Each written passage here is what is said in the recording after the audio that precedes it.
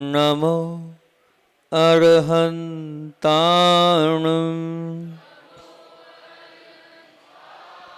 नमो सिद्धाणं नमो आयर्याणं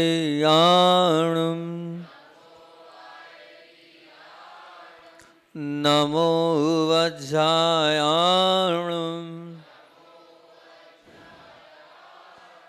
नमो लोये सवसाहुणं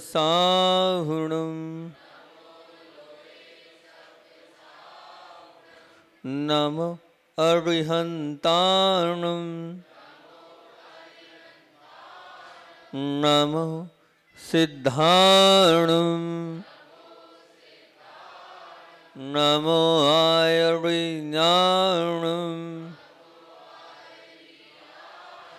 नमो वज्रायाणं नमो लोये सवसाहुणं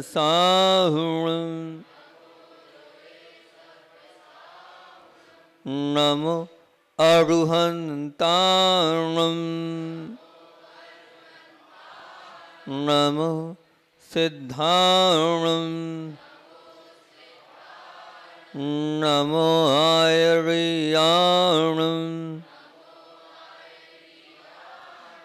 नमो वज्रायाणं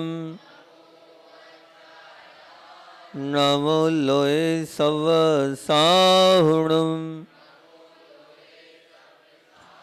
बोलिए देवादिदेव 1008 मूलनायक श्री पांचनाथ भगवान की। परमोपकारी आचार्य भगवंत विद्यासागर जी महामुनि राज की।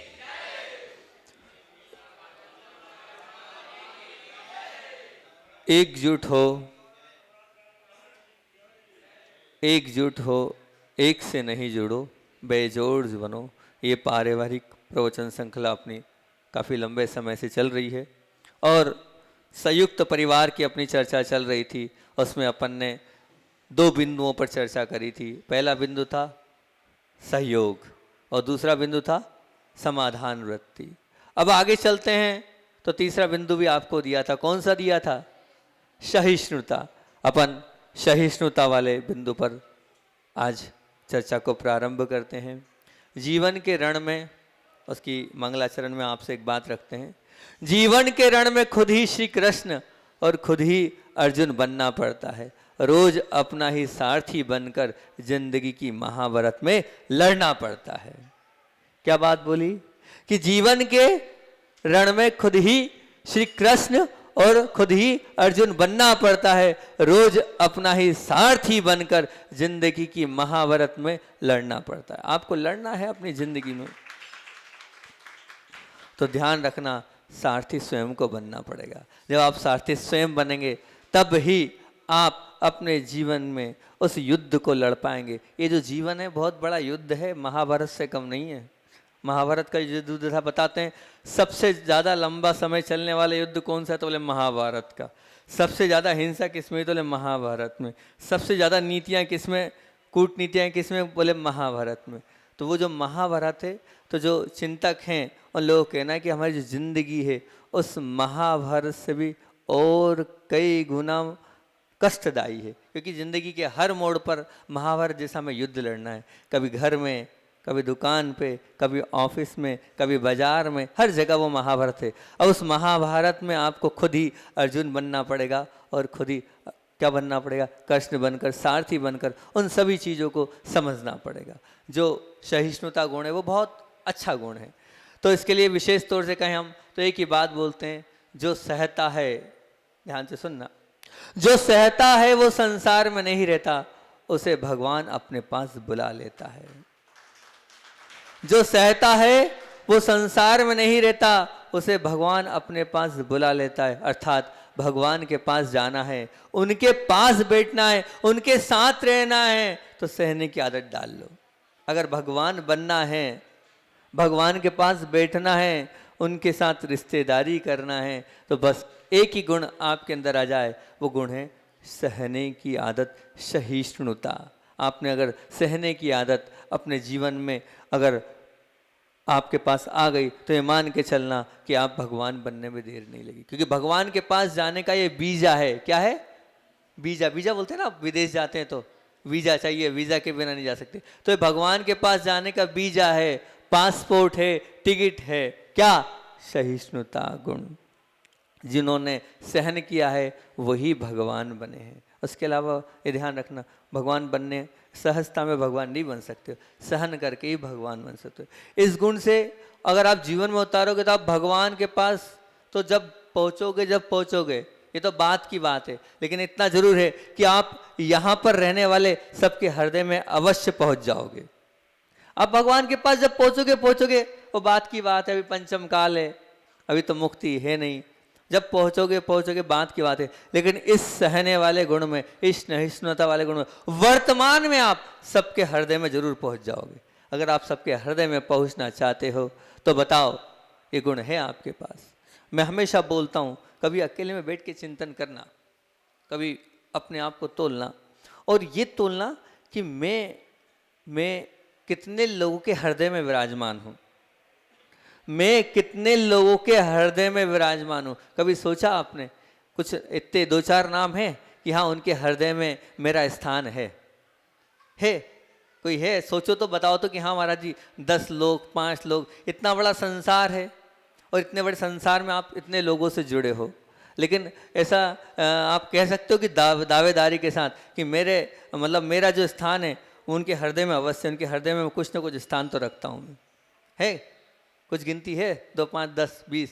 विचार करना कितनी है और तोलना उसके आपको कि हमारा सामने वाले के हृदय में स्थान है कि नहीं है। शायद मुश्किल हो पाएगी कि 1-2 लोग भी आपको रखते हो अपने हृदय में विराजमान। तो हमारा, अगर हम चाहते हैं सबके हृदय में विराजमान होना, तो वो उसके लिए क्या करना पड़ेगा? सहने की आदत को हमारे जीवन में लाना होगा।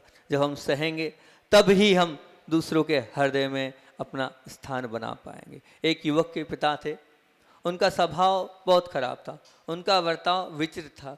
उनकी बात मैं आपके सामने करता हूँ। पूर्व में मैंने सास की बात करी थी, तो सासों को लगता हमारी बात करते हो, तो आज मैं एक पिता की बात करता हूँ। कुछ अलग टाइप का ही व्यवहार था उनका। और वो पिता कैसे थे? तो वो पिता ऐसे थे कि घर में सतत हमेशा सदस्यों पर क्रोध ही करते थे।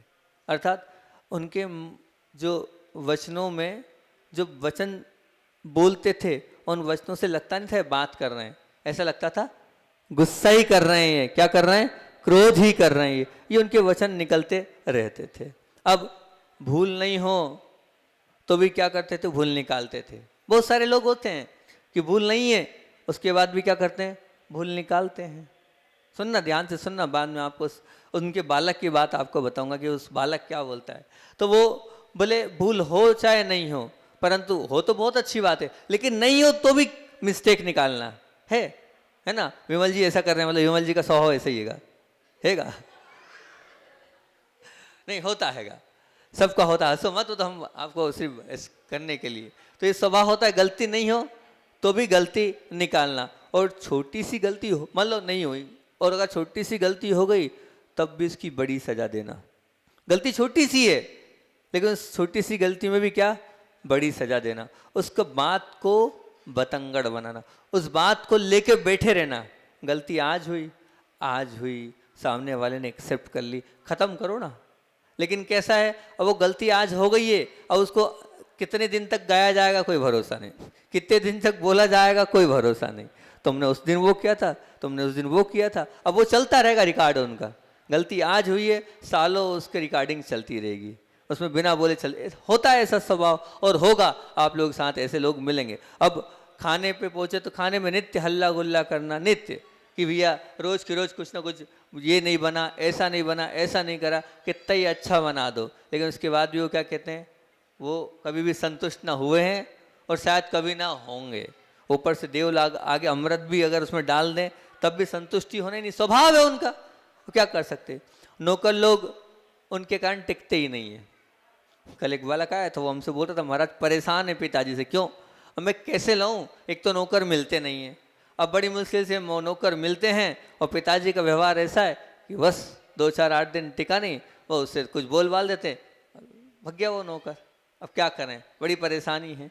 हम मंदिर जाते हैं, वहाँ उनसे पुजारी परेशान, पुजारी वह परेशान है, वहाँ के रहने वाले जो कर्मचारी है वो परेशान। बड़ी अब मंदिर में जो है इतना गुस्सा करते हैं कि बर्तन तक फेंक देते हैं। अब पूजा अभिषेक, अब उनको पूजा अभिषेक करना है, अपनी विधि से करना है, दूसरा भगवान को हाथ नहीं लगा सकता है। मैं ही अभिषेक करूँगा, मैं ही प्रक्षाल करूँगा, मैं ही विराजमान करूँगा। और अगर किसी ने कुछ कर दिया है तो बस महाभारत मच जाती है मंदिर में। अब लोग वहाँ भगवान की भक्ति करने आए हैं कि महाभारत करने आए हैं, सब अपने आप दूर हो जाते हैं। जैसे ही वो मंदिर में पहुँचते हैं, लोग उनके आसपास से यहाँ वहाँ हो जाते हैं, भैया जय राम जी की। ऐसे व्यक्ति से तो जय राम जी की करना ही नहीं, और कर रहे हैं तो और बुरी बात। और थोड़ा सा काम अगर वो कर लेते हैं, मान लो पानी भर कर लिया है, द्रव्य सामग्री अगर धोली, तो वो सबको गा गा के सुनाते हैं, आओ 9 बजे तक आओ साहब बन के। अब वो इतने तीखे शब्द बोलते हैं, मान लीजिए जो लोग जानते हैं वो ठीक है, लेकिन अब बड़ी मुश्किल से कोई नया व्यक्ति जुड़ा है और उस नए व्यक्ति से वो ऐसा बोल देते हैं कि तुम क्या जानो, आ गए सुबह से उठ के आए हैं, पूरा कुएं से पानी भरा है, पूरा द्रव्य धोया है, ये किया है वो किया है। उस व्यक्ति ने इतनी मेहनत करी, लेकिन ये सब गाकर पूरा धो लिया, पूरा धो लिया। एक तो मेहनत तो कर रहा है वो, मान ली मेहनत कर रहे हैं, लेकिन मेहनत करने के बाद जो यहाँ पर उसने गा दिया कि मैंने किया है मैंने किया, जो मैं अभिमान आ गया, उसमें सब धुल गया। अरे तुम्हारा तो पुण्य है कि तुम कर रहे हो, ये तो तुम्हारा पुण्य मानो कि तुम्हें मौका मिल रहा है, और करने का मौका मिल रहा है, भगवान की चाकरी करने का मौका मिल रहा है, बहुत अच्छी बात है। काहे को विकल्प संकल्प कर रहे हो? और उसको आप सुना के अब बोले बस जो नया व्यक्ति है उससे फिर बोल देते हैं, तो और मंदिर में लोगों की संख्या कम होती जा रही है। अब बताओ, ये स्थिति होती जा रही। जैसे ही मंदिर में पहुंच रहे हैं, लोग आसपास से दूर होते जा रहे हैं। उनके स्वभाव से घर नहीं, मोहल्ला नहीं, पूरा गांव परेशान है। अब ऐसे व्यक्ति से सब परेशान रहेंगे ना, घर वाले तो ठीक है, आजू बाजू वाले ठीक है, मोहल्ले वाले ठीक है, पूरा गांव परेशान है। यहाँ तक कि वो जिस ट्रेन में पहुंचते हैं तो ट्रेन वाले परेशान, जिस बस में पहुंचते हैं तो आजू बाजू वाले परेशान। ऐसा स्वभाव है उनका। अब सब लोग परेशान हैं, तो उनका जो मित्र था, उसके मित्र को इस प्रकार का स्वभाव के विषय में मालूम पड़ा, तो उन्होंने कहा क्यों आप अपने पिताजी को समझाने का प्रयास नहीं करते क्या? जो मित्र था, आप अपने पिताजी को समझाने का प्रयास नहीं करते? बोले समझते नहीं है। अरे भैया प्रेम से समझाओ उनको, समझेंगे। बोले फिर भी नहीं समझते, तो क्या मंद बुद्धि है क्या?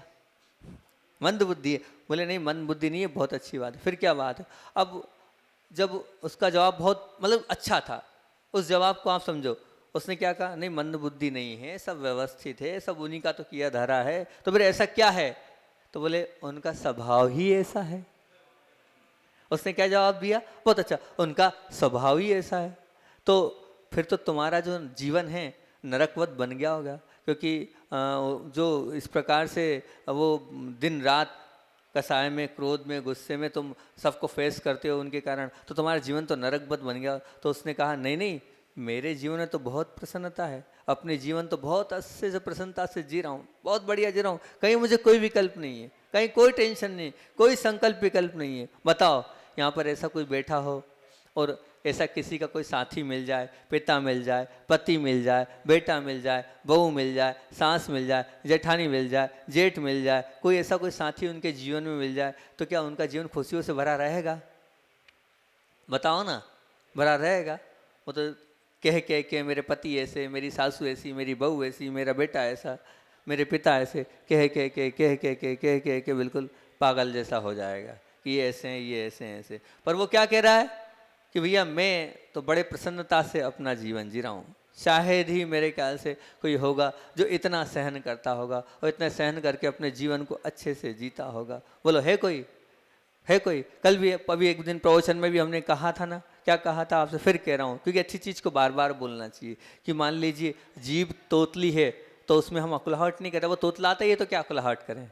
अब आदत ये ता का दा बोलता है तो अब है ना, तलवार को दलवार बोलता है तो बोलने दो भैया, उसमें आपको अकुलाहट नहीं होती है, कुछ भी नहीं होती है, वो उसका स्वभाव है, उसकी जीभ में ये शब्द निकलता नहीं है। तो बस, तो मैं यही बोल रहा हूँ आपसे कि उनके प्रति भी आपकी सहानुभूति रहती है और आप बिल्कुल कुछ भी संकल्प विकल्प नहीं करते हैं, नहीं डांटते कि क्या बोल रहा है, कैसे बोल रहा है। बस मैं यही बोल रहा हूँ कि अगर क्रोधी और कड़वा स्वभाव वाला अगर आपको मिलता है कोई, अगर अपने जीवन साथी, तो उस समय आपको कैसा स्वभाव रखना है, कैसे रखना है कि भैया वो स्वभाव है, जैसे वो तोतले का जो स्वभाव है वो सहज भाव से बोल रहा है, ऐसे ही अगर वो क्रोधी है तो उसका सहज भाव में ऐसा व्यवहार है, इस प्रकार का होना चाहिए। अब वो जो बालक है, उस बालक ने जब वो सुना तो वो क्या कह रहा है, वो कह रहा है, बहुत अच्छी बातें बोल रहा है वो बालक, समझदार है।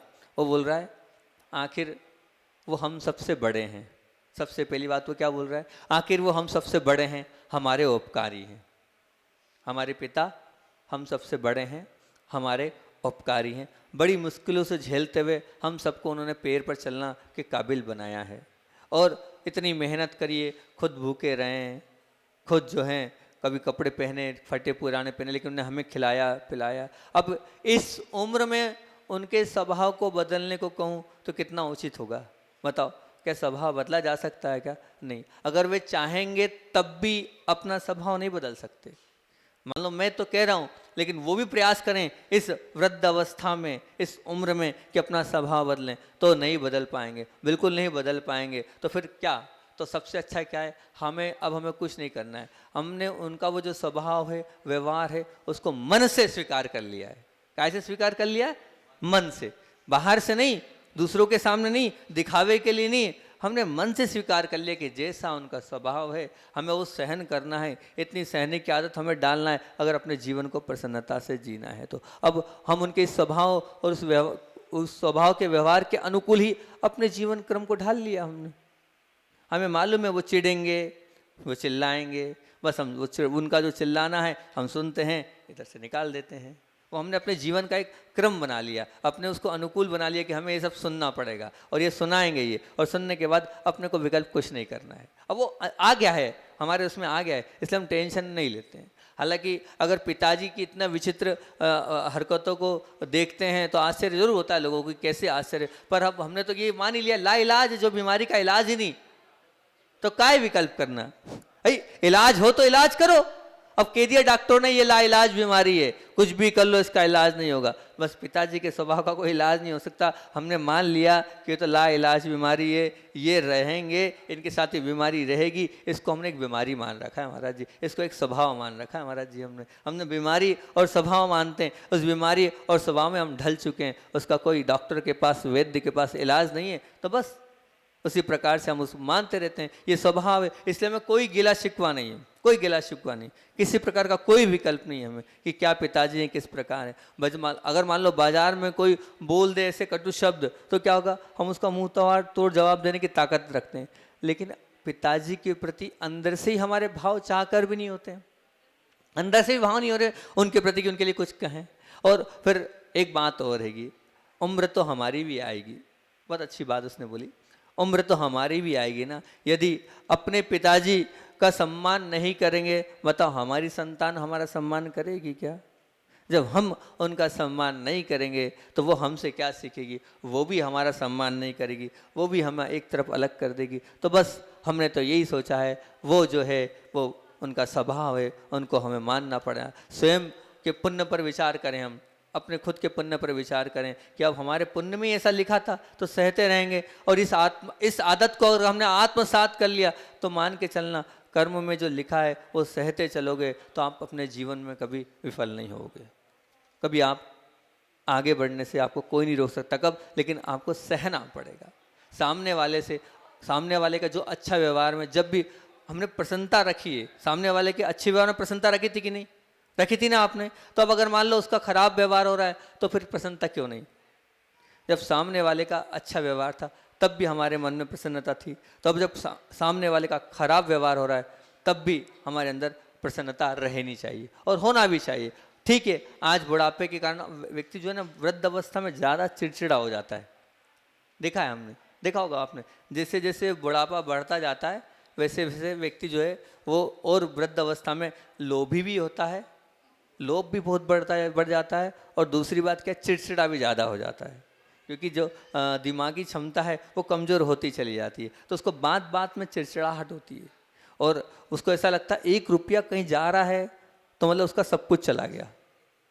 1 रुपया थोड़ा अनर्थ व्यय हुआ, उसको सब कुछ ले, क्योंकि उसने कमाया है, वो जानता है कैसे कमाया जाता है पैसा, तो उसको बहुत विकल्प होता है। तो वो ये मान के चलना कि होता है पुराने लोगों में, ये हमने को एक्सेप्ट करना पड़ेगा, बिल्कुल एक्सेप्ट करना पड़ेगा। ये अगर आदत हमारे जीवन में नहीं डाली तो हम ध्यान रखना हमेशा आकुलित और व्याकुलित ही रहेंगे। इसको एक्सेप्ट करोगे तभी हम खुशी से अपने जीवन को जी सकते हैं।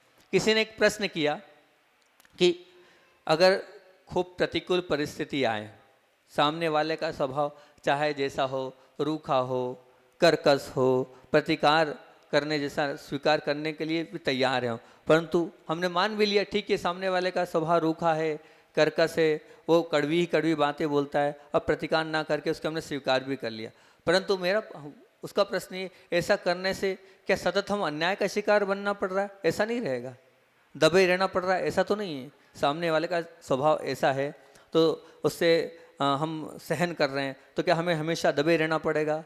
ऐसा तो नहीं है, हैं? और उसका अन्याय सतत सहन करना पड़ेगा, ऐसा तो नहीं है। हमें ही नुकसान भुगतना पड़ेगा, हमें ही अप्रिय बने रहना पड़ेगा, ऐसा तो नहीं है। तो ये सामने वाले ने प्रश्न किया कि आप बार बार बोल रहे हो कटु स्वभाव को सहन करो, कटु स्वभाव को सहन करो। सामने वाला पूछ रहा है कि अन्याय का शिकार होना पड़ता है और नुकसान भी हमें भुगतना पड़ता है, अप्रिय भी हम ही बने रहना पड़ता है, तो क्या करना चाहिए? तो वैसे मैं ये आपका अगर प्रश्न है तो इस प्रश्न का बोलता हूँ कि आपके द्वारा ये भय स्थान एकदम गलत तो नहीं, ऐसा तो मैं नहीं कहूँगा कि एकदम गलत है, परंतु इतना जरूर कहूँगा कि परिस्थिति की बैलगाड़ी, बहुत ध्यान से सुनना, परिस्थिति की बैलगाड़ी मन को इतना गंदा नहीं बनाती, परिस्थिति की बैलगाड़ी मन को इतना गंदा नहीं बनाती जितना गंदा अधेर बनाता है। परिस्थिति की बैलगाड़ी मन को इतना गंदा नहीं बनाती जितना गंदा अधैर्य बनाता है। क्या बनाता है? अधैर्य बनाता है। ये वास्तविकता सज्जनता अपनाने के लिए तैयार होने वाले प्रत्येक व्यक्ति के अपने हृदय में खुदवा कर रखना चाहिए। प्रत्येक व्यक्ति जिसको सज्जनता अपनाना है तो उसको ये वास्तविकता अपने हृदय में खुदवा कर रख लेना चाहिए। बिल्कुल खुद। मैं मानता हूं कि समाधान के राह में तुम्हें अन्याय सहन करना पड़ेगा, नुकसान का शिकार भी होना पड़ेगा, परंतु एक बात और ध्यान रखना, यदि तुम थोड़ी ज़्यादा धीरज रख सको तो संभव है अन्याय सहन करने पर भी सामने वाले व्यक्ति के दिल में एक ना एक दिन तो तुम्हें सफलता मिलेगी और उसके हृदय में स्थान जरूर आपको मिलेगा ही मिलेगा। नुकसान का शिकार बनने पर भी सामने वाले व्यक्ति के हृदय में तुम्हारा स्थान स्थिर होगा, ये मान के चलना, तुम एक ना एक दिन निश्चित सफल होगे, बिल्कुल सफल होगे, बहुत अच्छे से सफल होगे। आपने सुना, एक बहुत अच्छी और बात बोलता हूँ, सुनो उसको, इस वाक्य को, लगेगा लेकिन बहुत अच्छी बात है। चोर, आपने चोर को देखा है? कौन चोर होता है? जो आपको लूट के ले जाता है। तो चोर के द्वारा लूट जाने के बाद भी, चोर के द्वारा लूट जाने के बाद भी जो हंस सकता है, वास्तव में वह चोर को ही लूट लेता है। चोर के द्वारा लूट जाने के बाद जो हंस सकता है, वास्तव में वो चोर को ही लूट लेता है। ये वही वाली बात है कि सामने वाला आपके साथ बहुत गलत व्यवहार कर रहा है, उसके बाद भी सहन करके, जो सहन करते हुए चेहरे पे मुस्कान रखता है, वो वास्तव में जो आक्रमण करने वाले उसको जीत लेता है। जो सामने वाला व्यवहार गलत कर रहा है उसको जीत लेता है, उसकी जीत होती है। अगर सामने वाले के कटु व्यवहार के बाद भी अगर आपके चेहरे पर मुस्कान आ गई, इतना सहन करने के बाद भी, तो एक इतना बड़ा चांटा आपने उसके गाल पे मार दिया है कि वो भूतो ना भविष्यति। आपकी जीत है, उसकी जीत नहीं है, मान के चलना, बिल्कुल आप मान के चलना। जिस प्रकार पृथ्वी ही आकाश नहीं, उसी पर स्त्री स्त्री है, पुरुष ने इस बात को ध्यान रखना। जिस प्रकार पृथ्वी ही है, पृथ्वी क्या है? उसको हम पृथ्वी ही कहेंगे। उसी प्रकार वो आकाश नहीं हो सकती। हो सकती क्या पृथ्वी आकाश? कोई है जो पृथ्वी को आकाश बता दे? नहीं ना। तो पृथ्वी ही है, आकाश नहीं। उसी प्रकार स्त्री ही है, पुरुष नहीं। इसी प्रकार स्त्री ही है, पुरुष नहीं। ये बात ध्यान रखना। जमाना चाहे जितना आगे क्यों ना बढ़ा हो, स्वातंत्र आंदोलन चाहे कितना क्यों ना चला हो, लेकिन स्त्री ही रहने वाली है, वो पुरुष नहीं बन सकती। और ये वास्तविकता है, इसको आप कलंकृत मत मानना कि ये कलंकृत हैगी। बहुत अच्छी, एक समय तो हो गया अपना, बहुत अच्छी स्त्री के ऊपर एक स्त्री ने कैसे सहन किया, अपने जीवन को कैसे सहन किया और किस प्रकार से किया, बहुत अच्छी कहानी हैगी। उसको अब मैं कल आपके सामने रखूंगा, क्योंकि कहानी बड़ी है, 10-12 मिनट 15 मिनट लग जाएंगे और समय अपना हो गया है। उस स्त्री ने कैसे सहन किया और अपने जीवन को कैसे आगे किस प्रकार का सहन करते करते वो जीवन में कहाँ पहुंची, उसकी बात मैं आपके सामने कल रखूंगा, क्योंकि समय अपना हो गया हैगा। और अब आचार्य भगवान को सुनना है नहीं सुनना है? अंतिम में 2-3 मिनट बचे अपने पास, 2-3 मिनट में आचार्य भगवान को अपन सुन लेते हैं कि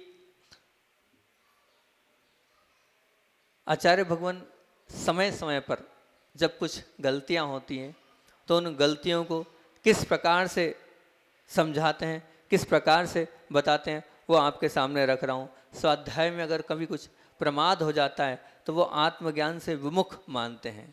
कुछ गलती हो जाती है तो ये मानते हैं कि सच्चा साधक वो होता है जो हमेशा सजग रहे और अपनी सजगता को बनाए रहे। एक बार की बात है, आचार्य भगवान स्वाध्याय चल रहा था धोला जय धोला महान सिद्धांत ग्रंथों का, और वो जब स्वाध्याय चल रहा था, स्वाध्याय के बीच में एक महाराज जी थे। उन महाराज जी के हाथ से टल्ला लग गया और वो जो पुस्तक माँ जिनवाणी थी वो नीचे गिर गई। नीचे जैसे ही गिरी आवाज़ आई शास्त्र गिरने की, सब लोगों का ध्यान उधर गया, आचार्य श्री का ध्यान भी उधर गया। जैसे वो गिरा तो आचार्य श्री जी ने पूछा क्यों, क्या हुआ? बोले कुछ नहीं, थोड़ा सा खिसक गया था ये, इससे जो है हंसते बोला ग्रंथ गिर गया। अब जैसे ही बोला वैसे थोड़े आचार्य श्री ने सबसे पहले थोड़े से गुस्से से हुए, पहले तो अविनय हुई आपसे, कायस्तर करो, तेज आवाज में कायस्तर करो। फिर डांटते और बोले सेठों के जैसे बैठते हो, ये माँ जिनवाणी है, कैसे बैठना चाहिए, किस प्रकार से विनय करना चाहिए, विनय करना सीखो तब ज्ञान बढ़ेगा, विनय से ही क्षोभसम बढ़ता है। और फिर जब थोड़ा सा लगा कि ज़्यादा तेज हो गए तो अच्छा ऐसे ठंडी गर्म दोनों पट्टी रखते हैं। फिर ठंडी पट्टी रखते हुए बोले, वो हंसते हुए बोले ये इस प्रकार से आप पढ़ते हो, ये आंखें आपकी नहीं मेरी है, ये आंखें आपकी नहीं मेरी है। उन्हें लगा कि ज़्यादा तेज हमने बोल दिया, बोले ये आंखें मेरी है, इस प्रकार से पढ़ना भी ठीक नहीं है, ये इस प्रकार से आप पढ़ोगे तो आंखों पर भी जोर पड़ेगा, इस प्रकार से नहीं पढ़ना चाहिए। और फिर बहुत अच्छे से जिनवाणी माँ के प्रति उन्होंने कहा कि हम जितनी विनय करेंगे उतना ही ये मान के चलना आपका क्षोभसम बढ़ेगा। एक बात और अच्छी याद आ गई, अभी तो है अपने पास समय, उन्होंने एक बहुत अच्छा संस्मरण और सुना रहा हूँ इसी बीच में कि माँ जिनवाणी के प्रति कैसा सम्मान है गुरु जी का। पपोरा जी की बात है, पपोरा जी में हम लोग सब रुके थे, तो आप अगर कोई दर्शन करने आए हैं तो आचार्य श्री हम अंदर 24 में थे, वहाँ 24 परिसर है पर वहाँ भगवान नहीं थे, पूरी वेदियाँ क्या थी, खाली थी, क्योंकि वहाँ पर वेदियों का जीर्णोद्धार का काम हुआ था। तो पूरा संघ उसमें मंदिर में रुक गया, भर गर्मी, इसी गर्मी की बात थी, और वहाँ पर पूरा संघ पपोरा में रुक गया। अब वहाँ पर भगवान वेदी में नहीं थे और आचार्य श्री वहाँ बीच में रुके थे। अब आचार्य श्री जी जो हैं वो बार बार जब भी आते जाते थे तो वहाँ खाली वेदियों के आगे से निकलते थे और नमोस्तु करते थे। तो वहाँ पे अनीता दीदी हैं, टिकमगढ़ वाली अनीता दीदी हैं, तो उन्होंने महाराज जी से पूछा कि महाराज एक बात समझ में नहीं आती है, भगवान विराजमान हो तब तो नमोस्तु करा जाए वो तो ठीक है, लेकिन भगवान विराजमान नहीं है उसके बाद भी ये आचार्य श्री जी किसको नमोस्तु करते हैं? तो महाराज जी ने बोले भैया आचार्य श्री जी वहाँ वेदी को नमोस्तु नहीं करते हैं। तो बोले वहाँ पर जो जिनवाणी रखी रहती, जिनवाणी के आगे से जब निकलते हैं बाजोटा रखा रहता ना वहाँ वेदी में, महाराज तो नहीं दिखते लेकिन बाजोटा दिखता है, तो लोग जिनवाणी के आगे से निकलते हैं तो नमोस्तु करते हुए निकलते हैं। ये होती है विनय, तब ज्ञान का क्षोभसम बढ़ता है। और मैंने देखा आचार्य श्री जी को जब भी वो पहुँचते हैं कमरे में, पहुँचने के बाद जैसे आते हैं सोच से आते हैं तो सबसे पहले क्या करते हैं, सबसे पहले कमरे में पहुँचते हुए बाजोटे को वो क्या करेंगे, नमस्कार करेंगे, और फिर उसके बाद फिर बैठते हैं, कायस्तर करते हैं, फिर एक बार और नमस्कार करेंगे। ये मैंने देखा है, पहली बार जब वो बैठते तो ऐसा करते ही करते हैं। ऐसी वो विनय प्रत्येक समय में करते हैं। ऐसी विनय क्या हमारी है? जब हम ऐसी विनय करेंगे तो हमारा क्षोभसम बढ़ता चला जाएगा। अगर हमारे क्षोभसम को बढ़ाना है तो ध्यान रखना है इसी प्रकार की हमें विनय करते रहना पड़ेगी। जब इस प्रकार की हम विनय करेंगे तो ही हम अपने जीवन में माँ जिनवाणी को प्राप्त कर पाएंगे, क्षोभसम हमारा बढ़ पाएगा। आज की बात को फिर से एक बार दोहरा लूँ, बहुत अच्छी बात बोली थी सहिष्णुता से प्रारंभ करके कि जीवन के रण में खुद ही श्री कृष्ण और खुद ही हमें अर्जुन बनना पड़ेगा। रोज़ अपना ही सारथी बनकर और जिंदगी की महाभारत में क्या लड़ना पड़ेगा, तभी हम आगे बढ़ सकते हैं। और दूसरी बात बोली थी, जो सहता है वो संसार में नहीं रहता, वो क्या बन जाता है, भगवान बन जाता है। क्योंकि भगवान बनने का बीजा क्या है, वो सहिष्णुता गुण है, उससे ही आप आगे बढ़ते चले जाओगे। और अंत में हमने आज से बोला अब हमें कुछ नहीं करना है, क्या करना है, सबके स्वभाव को और सबके व्यवहार को अगर हमने मन से स्वीकार कर लिया तो ये मान के चलना हमारा जीवन हमारे अनुकूल बन जाएगा। और अंत की एक और बात बोली थी, वो क्या बोली थी, सामने वाले के अच्छे व्यवहार में जब हमारे पास प्रसन्नता है तब उसका जो खराब व्यवहार है उसमें भी हमें प्रसन्न रहेंगे तो बहुत अच्छी बात है। और वो बैलगाड़ी वाली बात भी याद रखना, क्या बोला था कि क्या बोली थी बैलगाड़ी वाली, कि परिस्थिति की बैलगाड़ी मन को इतना गंदा बनाती नहीं है जितना गंदा अधेर बना देता है। इसलिए धैर्य अगर हमारे जीवन में होगा तो निश्चित तौर से हम आगे बढ़ते जाएंगे। और चोर के द्वारा लूट जाने के बाद भी जो हंस सकता है, वास्तव में वो चोर को लूट लेता है। इसलिए अगर कोई अगर आपको कष्ट में, आपको कटु वचन में भी अगर आपके चेहरे पर अगर प्रसन्नता रहती है तो ये मान के चलना आपने उस व्यक्ति को लूट लिया है। आप सबको लूटो, इसी भावना से बोलिए आचार्य भगवान विद्यासागर जी महामुनि राज की।